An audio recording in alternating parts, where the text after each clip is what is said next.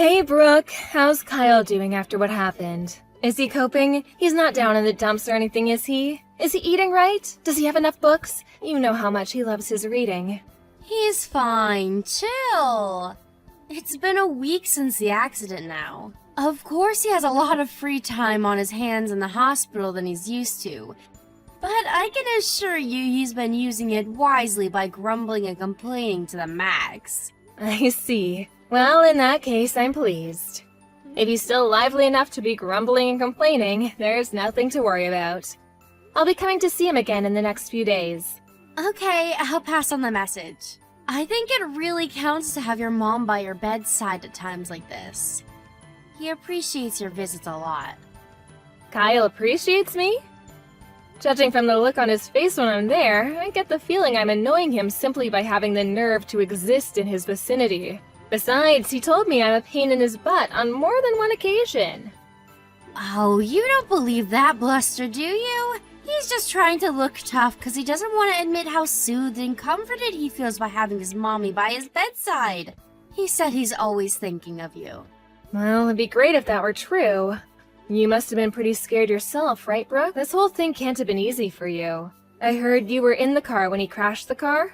That's right, I was in the passenger seat when it happened. Kyle's the last person I thought would ever crash the car. Even the safest drivers have accidents, and it's usually precisely because we don't think they'll happen that they do. It was his fault and no one else was involved, right?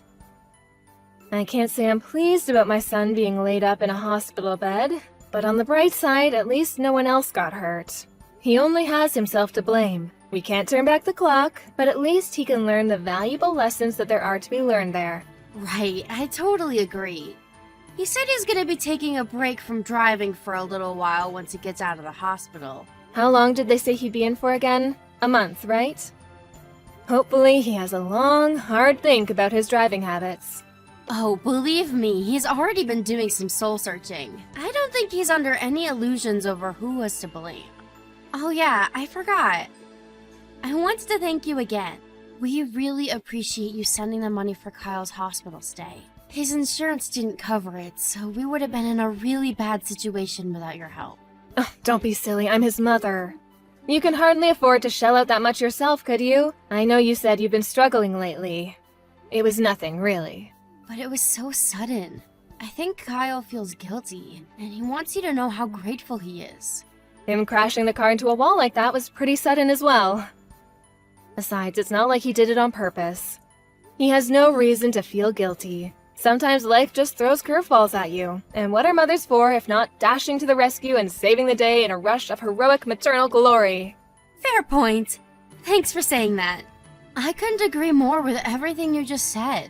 To tell you the truth, it's actually kind of a pain in the ass how easily little things like this seem to play on his mind. Oh, it is? But Brooke, dear, surely it's only natural he'd be upset after what he did. He's always had a strong sense of responsibility, and he hates feeling like he's being a burden on others. I think it's perfectly normal. But you just said he has no reason to feel guilty? I'm saying I agree with you. I keep telling him he has nothing to feel bad about. But he seems hell-bent on beating himself up over it. I can't help but to think he overthinks things sometimes. He's so goddamn sensitive. I actually felt a huge sense of relief when you just said what I've been thinking this whole time. So thanks for that. Sure, he might overthink things at times. But still, don't you think it's more complicated than that this time? Huh? But you just said he shouldn't feel guilty. Wait, were you lying? What? Lying? No, of course I wasn't. It's just, how to put this? Just because I don't think he should feel guilty about what happened, doesn't mean I think he should be nonchalant and indifferent towards it either. If anything, I'm proud of him for being so considerate towards others. Is there a problem with being nonchalant and indifferent when you've done nothing wrong? You're my mom-in-law, and that makes me your daughter. What's with this weird formality all of a sudden? Since when were you this stiff and reserved? You can speak your mind with me, you know. I see. Well, I suppose if that's how you feel about it, then you do you, sweetie. Right? I will. Okay then, it's settled. From now on, carefree is the word. Our days of fretting over trivialities are gonna be nothing but a distant memory. Right. Got it. Alright, well, Brooke, I have some shopping to do now, so I'll speak with you later. Take care. Mom, please can you lend me some money? We're in the mother of all pinches here. You're the only person I can rely on. Oh, Brooke, please, would you stop doing this? You asked me the exact same thing last week. I made it very clear that I wouldn't be giving you anything. Why do you insist on doing this? I know I did, but Mom, we're really in a pinch here. Like, really, really, really. Anyone would think I was a stranger, not your freaking daughter-in-law. Surely you should be more sympathetic towards our situation. Why you gotta be so heckin' frosty? Listen to me, Brooke. If you're genuinely in trouble and need help, of course I want to be there for you. Well, in that case, why won't you? You're contradicting yourself a little here, you know? How many times do I have to say it? We're genuinely in trouble. Our situation is desperate. When you say genuinely in trouble, do you remember the previous reasons you gave me for saying you needed me to lend you money? Yes, of course I do. We're struggling to stay afloat financially because vegetable prices have been going through the roof lately. Right. And the month before that, it was because the gasoline prices had gone up. What was it the month before? I forgot. Oh, yes, the electricity bill was soaring, right? I don't remember well either. But probably that. Everybody knows the cost of living has been going through the roof lately, and normal hardworking folks like us just can't get by as easily as we used to. Probably that. Ugh, I see. Anyways, let's forget about that for a moment. What I wanted to ask you is, why don't you understand how unreasonable it is to come begging me for money every time your living expenses go up? How is that unreasonable? You're right, I don't understand at all. We're your family, and we're in trouble. You're the one who said it was your job as Kyle's mom to dash to the rescue and save the day when life throws curveballs at us. Surely helping us at times like this is the decent, moral, and obvious thing to do? It's not that I don't want to be there for you. The problem is that every time you ask for money, it's for the smallest, pettiest things. Think about it. If I have to come to the rescue every time your outgoings go up slightly, it'll never end. Kyle's got out of the hospital and went back to work months ago. It's not like you two are on one salary anymore. I never heard anything about either of you taking a pay cut either. Look, dear, I know we're in a cost of living crisis, but how can you suddenly be in the mother of all pinches just because cucumber prices went up? Surely if you two do some brainstorming together, you can figure out a way to get through this somehow. I'm asking you precisely because we can't cope without your help. Why won't you believe me? You're horrible. You lent us money without so much as a single complaint before. What changed? I sent the money back then because my son had been in a car accident. That was an emergency. Surely you see the difference between a car crash and the things you're asking me to open my purse for every month these days? I get that. Look, I don't know exactly how much Kyle brings home every month, but you've never had any problems like this until recently, so I could ask you the same thing. What changed, Brooke? You'll be fine if you just tighten your belts a little. You know, like eating out less, canceling things like Peeps Flick subscriptions, making sure the lights are turned off, that kind of thing. This is hardly rocket science. It must be nice to have the luxury of saying all these things from a position of complete financial security. Life isn't so easy for us mere mortals, you know. Yes, that's right, I know. You're sitting on a tiny little nest egg in that savings account of yours, aren't you? I see. I take it you heard from Kyle? He'd let it slip after he had a few beers the other night. I'm pretty sure he didn't mean to tell me. It's real nice to know how trusted I am in this family. Like, geez, thanks for sharing, Mom. Anyway, if you have so much money, what's the issue with lending us a few cents here and there to help us get by when times are tough? Why does it have to turn into this big drama? Just quit complaining and hand over your bank card already. You do know that my savings and your household finances are completely unrelated, don't you? Just because I have money does not mean I'm obliged to give it to you. What kind of logic is that? Besides, if you're really in as much trouble as you say you are, why are you the only one who ever comes begging to me like this? If times are so tough, why haven't I heard so much as a word out of Kyle? Duh, isn't it obvious? He's way too proud to admit we're struggling. How's he supposed to feel like the man of the house if he has to beg his mommy for pocket money? In that case, you won't have any problem with me confirming all this with him directly, will you? You know that your finances are in such dire straits that you have to beg your mother-in-law for money several times a month? Oh, come on. There's no need to do that, and you know it. That's just mean-spirited. Think about how it would make your son feel. The bottom line here is that you need to learn to overcome life's challenges by yourselves. If you rely on others at the first sign of trouble, not only will you have no problem-solving ability of your own, but you'll be finished as soon as the support dries up. I have absolute faith in you both to get through this and to become stronger people for it. If you accept and understand all of the above, and you still say you're in desperate trouble, I'll be here for you. But just because we're not at risk of being homeless this week doesn't mean we're not in trouble. Do we have to be on death's door before you start caring about us?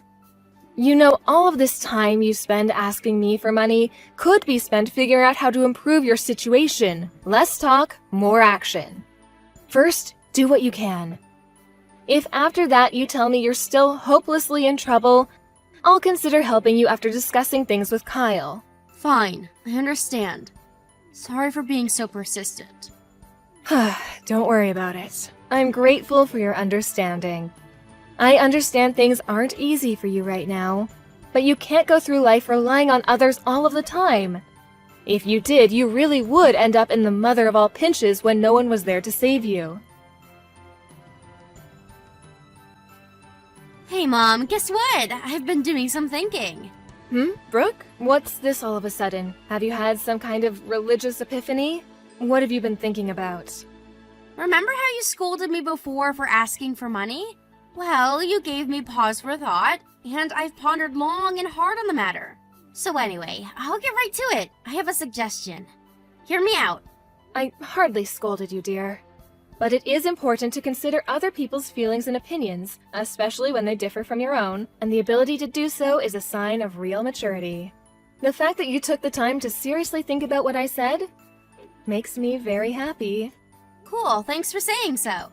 Okay, well, I'm ready for it. The suspense is killing me. What's your suggestion? So, you have a lot of savings, right? But you told me it was no good for me and Kyle to rely on your money unless in case of emergency, right? That's right. We might be family, but that doesn't mean we shouldn't have boundaries, and relying on others all the time isn't good for anyone. On the other hand, it seems like such a waste for you to keep all that money to yourself without putting it to good use. Excuse me? Forgive me, Brooke. Maybe I'm misunderstanding you here, but by any chance has the subject changed? Nope, we're still on the topic. Just bear with me. I'm building up. Where was I? Oh yeah, you said it yourself. It's no good to rely on others too much, right? That's why I think we should move in together. What? I'm sorry, but I don't understand this at all. What on earth led you to that conclusion? Think about it. If we move in with you and we all live together, we'd all be on the same team. You lending us money wouldn't count as us relying on others anymore. It wouldn't? That's right, it wouldn't. And actually, scratch lending. If we all lived under the same roof, there would be no our money or your money because we'd all be contributing to the same pot. Your money would become everyone's money.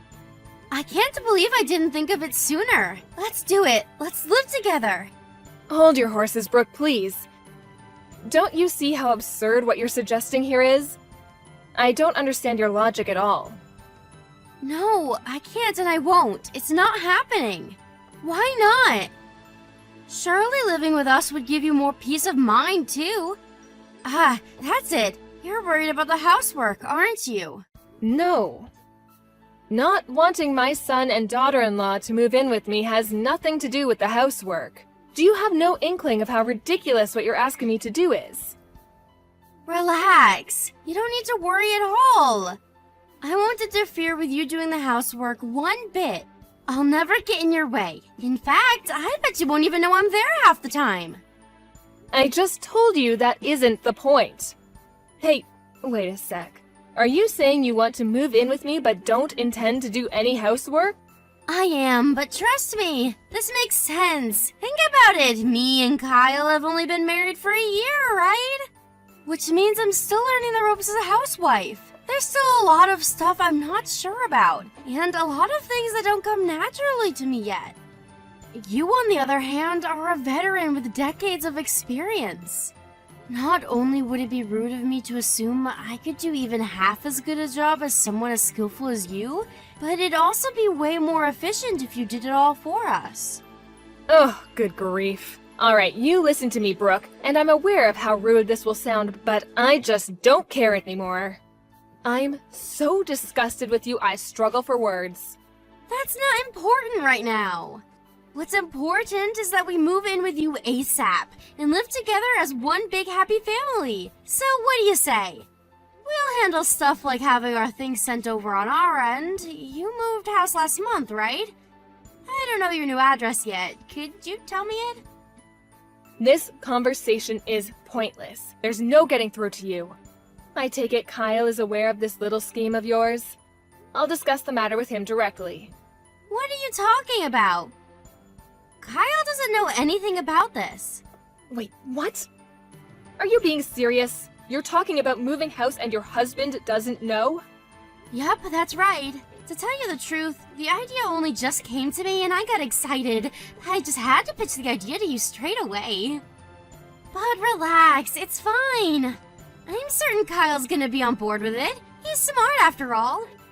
Wow, Brooke, wow. Were you always like this? I don't even know how to respond. But I do know one thing. How arrogantly and selfishly you're behaving right now only strengthens my resolve not to let you move in with me. It is not happening. Like, what the hell? Your daughter-in-law's telling you she wants to move in with you here. Anyone else would be pleased. I'm not so sure about that. Anyway, there's no point in carrying on this conversation if Kyle doesn't know about what you're doing. I'm going to go speak with him directly. I have nothing more to say to you. God, you're so freaking annoying! How could you be so ungrateful? I'm doing this out of the goodness of my heart! Do you know how dangerous it is for an old hag like you to live all on her own? We're moving in with you, so hurry up and tell me your address! Oh, today has been an unusual one. Who would have thought it's possible to be this disgusted with a single person so many times in one day? It's actually impressive. Stop talking nonsense and accept my very kind offer already! You think I've got all day to be wasting on this stupid conversation? Some of us have jobs to work and finances to worry about, you know? Calm down, Brooke. Deep breaths. In, out. You came at me like such a whirlwind I didn't get a chance to tell you this. But I already live with someone, so unfortunately, I'm not going to be able to take you up on your offer. You're better off just forgetting the whole thing. Huh? You're already living with someone? You never told me that. Who is it? Since when? Why wouldn't you tell me something so important? Isn't it obvious? Who would I live with other than my family? My second son and his wife, of course. You're right about me moving house last month, but it wasn't to be on my own. I moved in with the two of them. I wasn't lying when I said you couldn't move in with me, you know. What you're suggesting is literally impossible. What the? No! How dare you be so selfish! Do you have any idea how much trouble this puts me and Kyle in? We need your savings! Undo it! Get out of their house and move in with us! You can't be serious. I know you know that's not going to happen. I knew that was what you were after all along, by the way, but it's at least nice to hear you admit it. You'd stop at nothing to get your claws into my money, would you? As long as I know that behind every word that comes out of your mouth lies nothing but an insatiable desire for my money, I have no reason to talk to you. Not now, not next week, not ever. If that upsets you, I suggest you go off and cry into your pillow alone because there's nothing you can do to change my mind. You just hold on a goddamn freaking minute! I'm not done speaking yet! I'm terribly sorry, Brooke, but I'm busy. Me, my eldest son, and his wife are all going to a hot spring resort today. Gotta go. Bye. A hot spring resort? Now? Right now of all times? You cannot be serious. Ugh! Mom! Are you there? Mom! Mom! Brooke, you came to our house yesterday, didn't you? You broke the window and let yourself in, didn't you? Huh? It'd be, like, really nice if you didn't make false accusations against me, you know. Thanks. I don't know anything about your house getting anything broken into. It seems like I was wrong about you, Brooke. I thought you were a little more intelligent than this. I didn't think you had it in you to be this recklessly brash and impulsive. Whatever. If we're honest, this is all your fault. You know that, right? Did you really think I was gonna let you get away with keeping the whole moving in with your son and his wife thing secret from me? If you'd have just kept your mouth shut and given me your bank card like anyone with half a brain would have done, you wouldn't be in this mess. Regret won't get you anywhere now. You dug your grave, now lie in it. I couldn't agree more. It really was careless of me to tell you I moved in with my second son. I've been a fool. Wow, you're self-aware? I suppose you'd be a total lost cause if you weren't capable of self-reflection at your ripe old age. Let's face it, you're not as young as you used to be. If you'd have waited any longer, you might have kicked the bucket without realizing what a gigantic moron you are. You're right. Thanks for helping me notice, sweetie. You see, I'm so grateful that I want to give you a little something by way of thanks. So I got you a present. Huh? A present? What is it? You should know that I don't accept cheap stuff. It's fine, relax. It's even more valuable than my bank card. You know, the one you took from this house. In a certain sense, it's actually something really unusual. Huh? What could you possibly be talking about? I can barely take the suspense. I don't know anything about your bank card either. You're barking up the wrong tree. Oh, really? Is that so? How tragic. In that case, my present is meaningless. Huh? Meaningless? How so? What's the present? Tell me! You see, I spoke to the police about what happened yesterday. We have witness testimonies from the neighbors.